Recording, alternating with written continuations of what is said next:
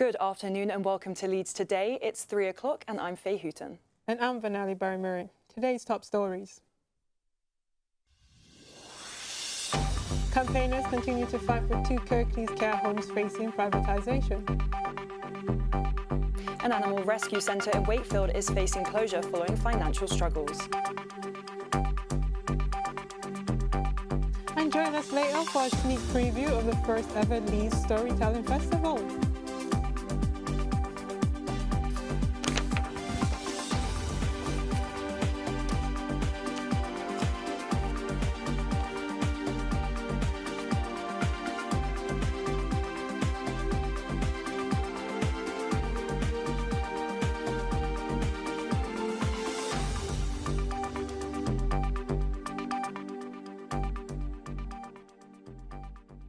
Campaigners in Keighley are deeply concerned about the future of 2 care homes in Huddersfield. Claremont House and Castle Grange are set to be transferred to private providers. The council argues that the move is necessary to secure the future of adult social care, but campaigners say it would put vulnerable residents at risk. I went to Huddersfield to find out more. For families and for residents at Claremont House and Castle Grange, these buildings are more than just care homes, they are lifelines. But now, a decision by Keighley's council to transfer them to providers has sparked anger, fear and even legal action. Our experiences of privately owned homes have not been good. Mum oft suffered abuse, neglect, mistreatment. She wasn't looked after properly at all. Like many, Donna worries that under private management, the quality of care could decline, leaving some of the most vulnerable residents at risk. And what you are ultimately forcing us to do is put our loved ones into the hands of a provider we know nothing about, and you're using commercial confidentiality to hide behind the fact that this is going to be absolutely devastating for our families. Now, this decision follows a long-running debate. Councillors initially proposed closing the care homes in 2023 in efforts to save money, but that was later reversed. In January, the Health and Adult Social Care Scrutiny Panel recommended putting the transfer on hold. However, after reviewing further financial analysis, the council reaffirmed the decision this year. The council insists this difficult decision was necessary to ensure financial stability. And again, it's really challenging and difficult, but as I say, we've got however 50, 70 private care homes are already operating, so the vast majority, apart from these 45, are already in the private sector care homes. And you know, CQC, they have to be CQC checked, so if they're found to be wanting, then they have to put those things right. So I'm very confident that they'll be fine, all these residents. Like many, Donna worries that under private management, the quality of care could decline, leaving some of the most vulnerable residents at risk. While it wasn't unexpected, it's also devastating because we now are worried, extremely worried, what is going to happen to our mum. For now, the transfer is moving ahead, but with legal challenges looming, campaigners are not giving up this fight. The final outcome could shape the future of adult social care in Keighley for years to come. An animal rescue centre has announced the temporary closure of one of their branches as they struggle to stay afloat. The Leeds and Wakefield RSPCA Centre has been around since the 1940s, but recent financial setbacks could see them permanently closed. Their recent appeal has already raised £10,000, but it's clear that much more is needed for them to survive. Pullman has more. Yes. It'll just be sad seeing an empty kennel when you open up in the morning and there's just nothing in there. Welcome to RSPCA Leeds and Wakefield Animal Centre, a self-financed charity at risk of closure amidst a surge of financial struggles. The last couple of years it's been really tough financially. I mean, the vet bills are going up considerably all the time. The utilities are constantly increasing as well, overheads as well. Unfortunately, the cost of living has had an impact as well. The branch has had to make some decisions which affects the dogs and members of staff at the branch, and we're just trying to keep going for as long as we possibly can, really. The centre rescues and rehomes dogs and cats in West Yorkshire and announced on Tuesday that they will have to temporarily stop the rescue and rehoming of dogs. I mean, some dogs come in and they're absolutely skin and bone. Yeah. They haven't had a square meal for months, or they're covered in sores, or they've had their ears docked or their tails docked. The team here can produce a miracle, if I'm honest. So, you know, we are a very close family, so this is incredibly painful. And we're having to discuss with people who might be under threat of redundancy at the moment, and we're having those conversations with people, so it's very unsettling. Yeah, it's hard. It's very hard. So I'm Megan Rattray. I'm the animal care manager here. So I have overall care of the welfare of the animals, cats and dogs. Redundancies are a massive worry because obviously, ultimately, the team are here to care for the animals that we've got. We want to be able to care for the animals that we've got, and we want to be able to rehabilitate them and rehome. It's the look that the family give the dog on adoption day, or give the animal on adoption day. Like, you can just see the endearment in them, the absolute joy in their faces, sort of thing. It's genuinely just so sad. It's sad overall that we might not be able to rehome dogs like Zeus, really. We're very much worth saving. We're not going to go down without a fight, and we hope we won't go down. I built the centre 10 years ago, and I feel as if as part of me in every brick. The centre has launched an appeal in the last week and hopes to raise enough money in order to survive. Joe Pullman, Leeds Today. Asylum seekers in Yorkshire are not able to work while waiting for an outcome on their citizenship. But campaigners say this means that may be left waiting years for a decision. Last night in Leeds Playhouse, the campaign group Lift the Ban held an event about the issue. Our correspondent Kath Mitchell went to hear from those affected. The banging of the drum showcases the start of the Lift the Ban event, campaigning to give asylum seekers the right to work.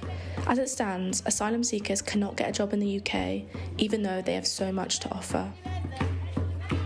I came to the UK on 2019, and now it's almost 6 years. I stuck in the limbo of being asylum seeker with no right to work. It's been a toll for me because I'm not able to provide for my son. I can work 2-3 jobs rather than I'm stuck with £49 per week. It's not really a life. I can say that I feel like a bird whose wings and legs are chopped. We're trying to be the positive for this country. We're trying to do something for this country. But we want to mention what is the problems in this process. Because as an asylum, they give you just around £8.5 per week. What you can do for it? Nothing. Labour MP Alex Sobel was at the event and doesn't agree with his government's policy. I've met doctors, I've met teachers, I've met scientists, I've met nurses and many others who can't at all contribute their skills to our city and the people here. That's why Lift the Ban is so important. And also the public believe that asylum seekers should be contributing to society, but how can they if they are barred from working? So this campaign is actually something that I think will be really popular amongst the public and would actually help public understanding and support for people coming to this country fleeing persecution, because they'd meet them and see them in their places of work. Event organiser Mary explains more about this event and what it is trying to achieve. I've been organising this event alongside the people you've spoken to who are banned from working in the UK while they wait for a decision on their asylum claim. And we're calling on the government for the right to work for people seeking asylum so that they can contribute, get stuck in and rebuild their lives when they come to the UK seeking sanctuary. As Parliament continue to discuss this bill, Lift the Ban are working towards making changes, like allowing asylum seekers who've been waiting longer than 6 months for a decision on their claim the right to work. Kath Mitchell, Leeds Today. If you could speak to your loved ones before you passed, what would you say?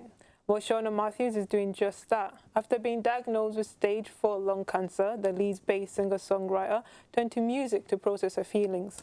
Joining us now is Shauna Matthews to talk more about writing her own swan song. So, Shauna, how did the music charity help you through your diagnosis? The music charity helped me greatly. I'd already been songwriting myself, but I didn't want to write my swan song with my husband. I wanted to write it with somebody else, because it was a message to my husband also. But in the process of dealing with the diagnosis of cancer, I didn't really want to acknowledge some things because it was too serious. So sitting down with Ben was brilliant because it actually made me take stock, look at stuff, write down how I was feeling, made me look at it in a bigger picture. And I suppose it was something I was kind of avoiding. So he helped me loads because I'd got that out, which then made me think. And I suppose it was the last part of the process of finding out I had cancer. I'd gone through lots of other things, but I hadn't gone through saying how I really felt because I didn't, in a sense, want to acknowledge it. I just wanted to get on and live. So it's made me do that. So, yeah, it's helped me get out how I'm feeling. It's helped me leave a message to people, and it's helped me to leave a message to my husband also, and all the people I love in a positive way. Now, I know that you are on a mission to sing in as many places as possible, and you are taking your lucky mascot Dougal where you go. How is that going? It's going great. We're travelling around in the blue van. Last year we went down to Wiltshire and did some stuff there. We've met some people, and we're going back this year. We've just been to Barcelona. We sang on the hotel roof, in the hotel lobby, in a few bars. We've made some links there. A lady called Katie from Camden's invited us down there. Another lady from Spain's invited us there. So we're going on a bit of a musical journey, as in wherever it takes us next, because I've retired from work now. So I've got no set plan in sense. It's wherever somebody goes, right, we'd like you to play here. We're like, yes, well, come, it's great, it's an adventure. But what I'd really, really like to do is get on the Hooton show, which was Holland. I know it's a big year, but, you know, we've got to think big. And when we were poorly last year, we were sat at home with COVID over the New Year's. I was sat watching that thinking, do you know what? We'd be really good on that. We'd fit perfectly. And Glastonbury. And finally, what has been like your biggest takeaway from this journey? Takeaway from the journey? I'm doing a big fundraiser myself in June, and it was for Macmillan. But I didn't know about Swan Song until I was referred there from Macmillan. So I think it's an absolutely amazing charity. I'm doing my own charity show on the 13th of June, which will be raising money for both charities. So, and I'm spreading the word about Swan Song because I think it's brilliant. And they also do an Alzheimer's project as well that I don't think people are aware of. Well, Shana, thank you very much for joining us, and we will be hearing your song later in the programme. Thank you. And now, with a look at our Super League teams and all the sports news, here's Travis King. Thanks, Faye. Last night, the Super League returned with the Lee Leopards beating the Wigan Warriors by 1-0. With 4 West Yorkshire teams in the league this season, I've been assessing their chances.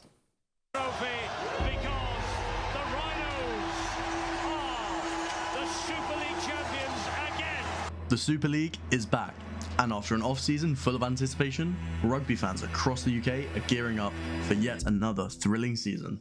This weekend marks the return of the action, with some exciting fixtures from all across West Yorkshire. And here's something to get even more excited about. 4 of the 12 competing teams this year are from right here in West Yorkshire. That's 1/3 of the entire competition, making it the region to watch this season. With all 3 Yorkshire-based teams finishing in the bottom half of the table last season, all will be hoping for better fortunes this year. So ahead of the new season, our sports reporter, Charlie Axworthy, spoke with 2 Leeds Rhinos fans. With the squad that Leeds Rhinos have actually built this year for this season, I think it'll be a potential 3rd/4th. Everybody's quietly optimistic. I think the fact that, you know, this year we've actually got like a stable spine, even though Lackey Miller's injured.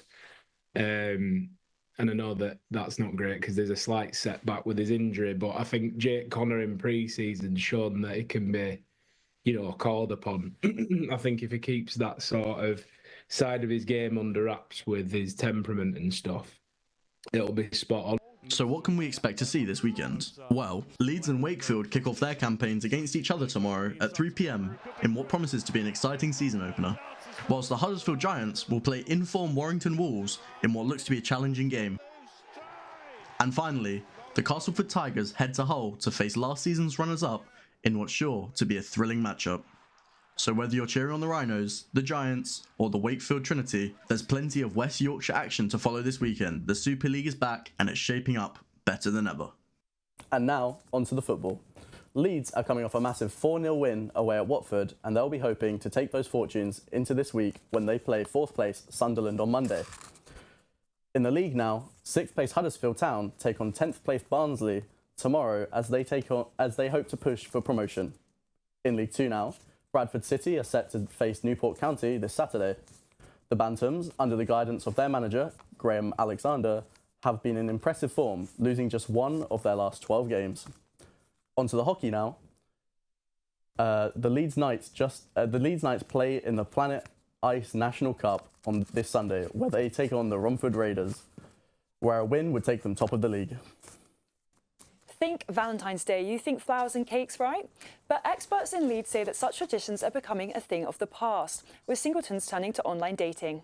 We sent our very own Cupid and Ampatt to go out looking for love. 53% of people under 30 say they've used dating apps. As Valentine's Day fast approaches, we'll be uncovering the secret to long-lasting love and the psychology behind it. Today, we'll be speaking to experienced individuals in the love sector. Yeah, of course. So my name's Luke Brunning and I'm a lecturer in applied ethics here at the University of Leeds. The other thing we're doing is a specific network that connects people across the world who want to think about online dating and dating apps. Just increases our choice, and not in some random sense of like here's 1 million people you could potentially date, but in a kind of practical sense of here's 1,000 people with your interests and preferences and desires who you could date, right? So it's expanding our horizons. The LGBTQ community in particular have embraced online matches due to its ability to ease certain dating struggles, as it has done for this Leeds couple. How did you meet? I was speaking to my flatmates and they were all talking about like, oh, I met someone from Hinge, and I was like, okay, I can try Hinge. Gracie a few times, like in my com, but obviously didn't have the, the courage to like go up and speak to her because I didn't know if that was her preference. I downloaded Hinge and then thankfully she came up on my Hinge. Then I think like I either messaged her a picture or like her prompt about Formula 1 or something. Yeah, I think it was the Formula 1 thing. Yeah, probably. Then like that's kind of how it happened, and yeah, it's been like 3 years since. Yeah. So, yeah. Loving life. So, in terms of online dating, what's your experience been like? How was it for you? I mean, for me personally, I'm not sure about you. So it was quite nice just to like, just meet new people on there, experience different things without feeling the pressure of like having to go up to them and talk to them face to face. I mean, it was a positive experience because I met you at the end of the day, so can't complain really. In Turkey, I don't think we have Hinge, and like I was really against it in the beginning because I was like, why am I meeting people online? Like I can just meet them. But coming from Turkey as well, like loving women is a taboo at the minute. Obviously they're lesbians, but it's not like an open thing that you can go to like a bar and like meet someone. So I just thought to myself, like everyone else uses in this country, so like why not me? I'm kind of glad I did it because I met Gracie obviously, but at the same time it was something that I thought I could never do it, never meet someone online and actually like have a good relationship after that. But I just thought that was a complete lie, and you can meet anyone, and they're obviously bad people. You can always meet bad people, but that could also happen to you in a bar. Anna Ampatt, Leeds Today. How cute. Well, do we hear wedding bells in the future? Now turning over to another love of mine, books. Faye, what was your favourite book as a child? I think it has to be Harry Potter for me. What was yours? Mine, anything Michael Morpurgo. Well, a brand new storytelling festival is set to start in libraries across Leeds. Our reporter Natalia and Antoniw went down to rehearsals to catch up with some of the performers.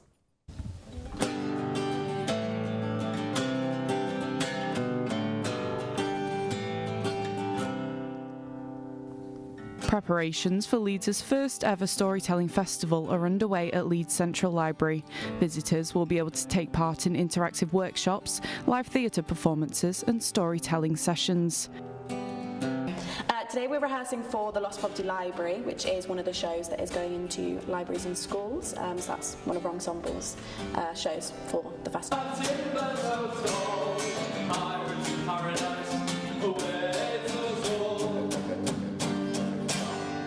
The main aim of the Storytelling Festival is to inspire young people through stories and to get their stories, to tell them stories, and just to spark their imagination and give them a really lovely experience in all of their libraries that I think is really important and vital for a young person to be able to be creative, be imaginative and to enjoy all the culture that we have across Leeds. So part of the festival is we're partnering with Kate Pankhurst, who wrote Fantastically Great Women. So we're doing a Fantastically Great Women trail across Leeds. So there's like cutouts of different women in history in different libraries throughout Leeds. So you'll see them. They're really cute. And so for the launch day, which is Saturday, we're having different, we're having actors come in and dress up as different women throughout history. So it's women like Sacagawea and Emmeline Pankhurst and Amelia Earhart, some of the really famous women and great women who need to be celebrated. We actually have a couple behind me if you want to come and meet them too. Oh, I'd love to. So here we have Emmeline Pankhurst. Hello, nice to meet you. Hello. Who fought for votes for women. And we also have Mary Shelley, who you might meet on Saturday too, and she wrote the famous book Frankenstein. The festival is a collaboration between Leeds Libraries, production company Ensemble and Livewire Poetry. Picking up a book and being inspired by books is what we're all about, and this festival is a vehicle for that. The festival will be on for 3 weeks to bring the community together through the power of storytelling. Natalia Antoniw at Leeds. Well, I'm excited to see that ending. I might even pop down there tomorrow. That's it for Friday's Leeds, and we'll be back again next week at 3. But we leave you tonight with Shauna and Jim Matthews with her rendition of a song for her husband called Think About You Again. Good night.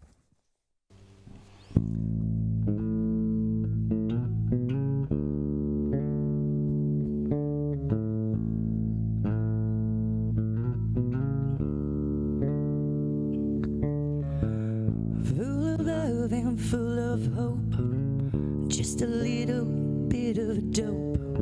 Your crazy little colourful friend, the one whose ear you can bend, makes you realize life is for living. In this colourful world in which we live in, you see me in the sun, the moon and the stars, not in the sniffing, not in racing cars. See me in the clouds, wind and the rain. Remember the joy, don't sink in the pain. Try to think about the fun times, some were insane. Just hold me in your heart, think about me again. Think about me again. Think about me again. Traveling in the blue van, making memories with my man. Creating music was the goal. Singing really feeds my soul. Making lots of friends along the way. So sister really stole the day. You see me in the sun, the moon and the stars, not in the sniffing, not in racing cars. See me in the clouds, wind and the rain. Remember the joy, don't sink in the pain. Try to think about the fun times, some were insane. Just hold me in your heart, think about me again. Think about me again. Think about me again. Sunshine and flowers, stone stuck in the chair for hours. He woke me up for tea. You were always there for me. The music always brightened up my day. And our love always lit the way. You see me in the sun, the moon and the stars, not in the sniffing, not in racing cars. See me in the clouds, wind and the rain. Remember the joy, don't sink in the pain. Try to think about the fun times, some were insane. Just hold me in your heart, think about me again. Think about me again. Think about me again. Oddly persistent, but persistently odd. I see you rolling your eyes at God. All those secrets I do keep, I'll take them to the grave. I will not speak. Better not. No, we won't do that. Love you.